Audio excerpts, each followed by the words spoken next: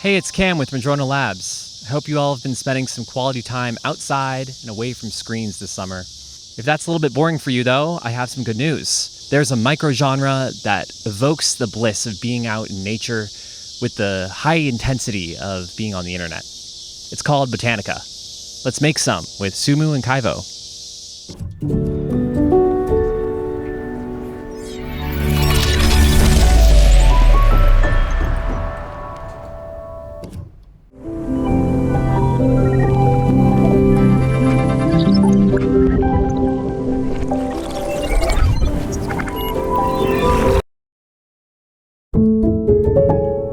Let's start at the piano, one of the main sounds used in Botanica. I found a really nice felt piano called the Woodland Piano by Octopi, and it's free if you have a contact player.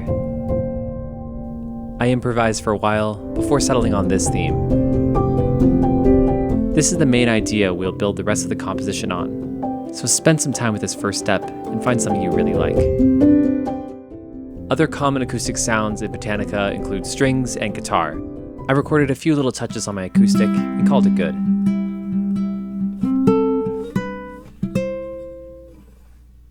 Alright, next up, I would suggest laying in some basic ambient sounds to place your listener somewhere. I like to go out and record sounds, so I have a lot of grass blowing in the wind, the lake, and thunderstorms. A super helpful layer to have here is filtered white noise. You can use any noise source. Here I'm using a waterfall. Draw in some automation on the filter curve to give your track some shape. And remember, it's like we're laying in the base colors of a painting. So this part doesn't have to be super complicated yet, but it's nice to have something to listen to inspire other sound design choices. So I'm just going to keep it pretty simple. With Botanica, simple is relative. And that about does it for our ambient layer. So now we set out to find the magic Botanica sauce. What is it? Well, it's not one thing, but many things. Many techniques, layered, sampled, and resampled. In my opinion, it's about the fusion of organic and artificial sounds, coming together to make dynamic, maximalist gestures. There are three less vague things I can name that give that Botanica flavor. One of them being spectral processing, another being granular resampling, and a third being resonators. Sumu and Kaivo are instruments built on these ideas, so they're perfect for generating lots of material. And that's what I did. I had a few longer sound design sessions where I just improvised and recorded everything as I went. Working this way gives you the freedom to explore and the flexibility to go back later and select passages you like. And a lot of the most interesting stuff happens in between ideas.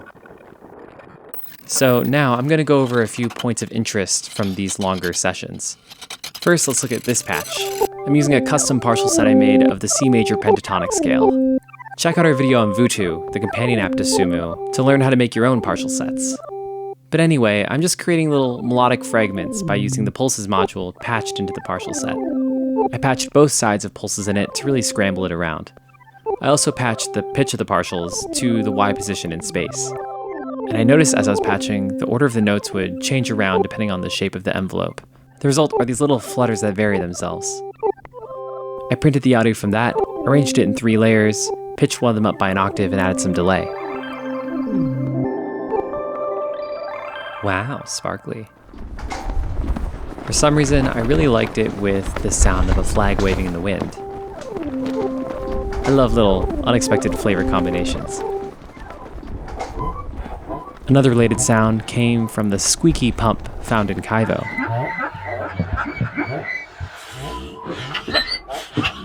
I generated a lot of material with Kaivo's granulator, especially the sand sound.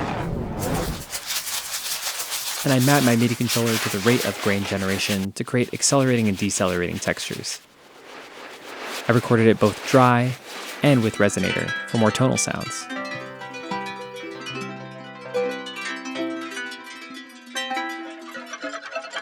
I paired the bubble sound with a frequency shifter, and it made this kind of insect munching sound.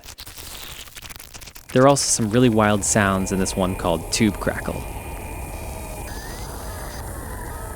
Sounds like a phantom radio.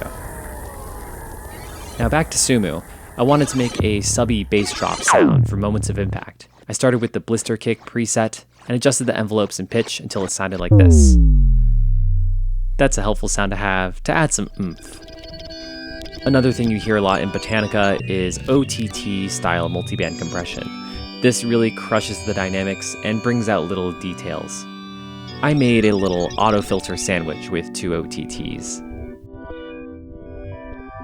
This patch called Confetti Chord was part of my 10 Sumu patches in 10 minutes video, so check that out if you haven't already. I took the resulting audio, copied it, pitched 1 copy down, and created this effect.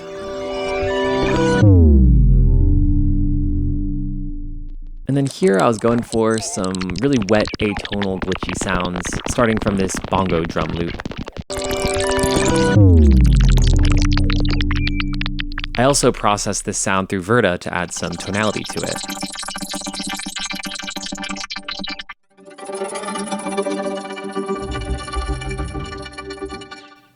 Bet you didn't expect to see Verta in this video.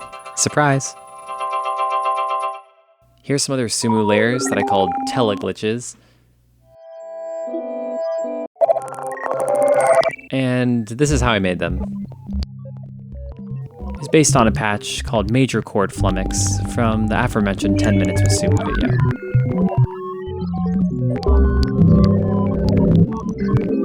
Once again, MIDI controller mapping added to the mayhem.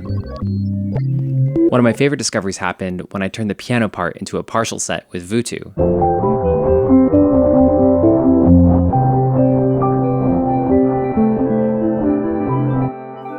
This patch was so much fun.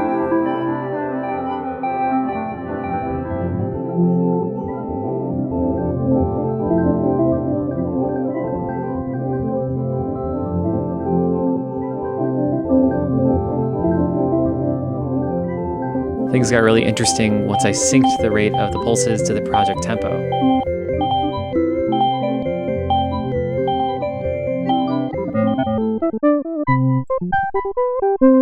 Groovy.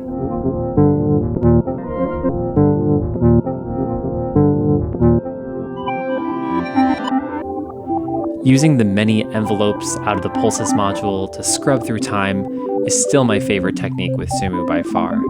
It's just endless amounts of fun.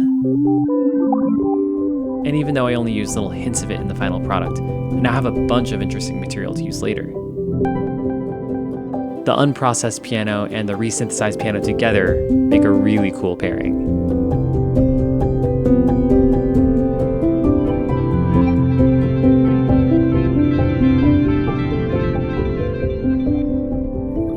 Putting it all together was largely intuitive. Kind of listening again and again, thinking about acceleration, deceleration, cause and effect. And I layered in a lot of sounds that I didn't touch on here, like Foley and other sound effects. Shout out to Awe and Fora, I used some of their samples in this video, link in the description. But yeah, this part could go on forever, so let's stop here. And here's the result.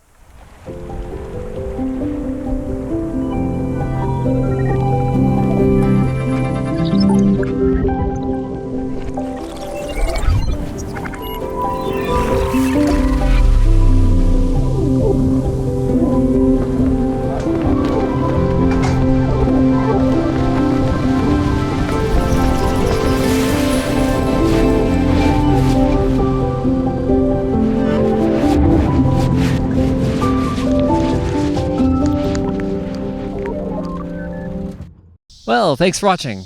I hope you feel inspired to use Sumu and Kaivo in your projects in new ways. Subscribe to Madrona Labs for more videos, and see you next time.